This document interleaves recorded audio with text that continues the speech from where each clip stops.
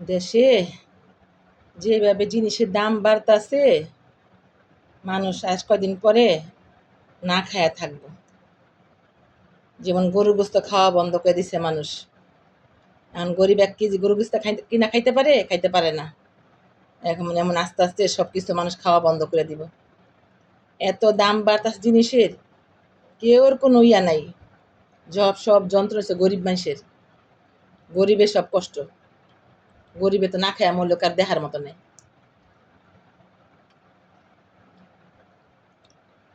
1 KG পোলাওর চাইলের দাম 220 টাকা। 1 KG গরুর গোস্তর দাম হয়েছে গিয়ে 1000 টাকা, 800 টাকা। একটা ঘরে মেহমান এলে 1 কেজি গরুর গোস্ত এনে খাইতে পারবো না মানুষে। প্রত্যেকটা জিনিসের দাম বাইরে গেছে, প্রত্যেকটা জিনিসের দাম বাইরে গেছে। এত জিনিসের দাম বাড়লে মানুষে চলবো কিভাবে? হ্যাঁ, মানুষের কি কামাই আয় রোজগার বাড়ছে? কেউ তো আয় রোজগার বাড়ে নাই, কেউ তো কামাই বাড়ে নাই। আপনি এটা নিয়ে কথা বলে না কেউ।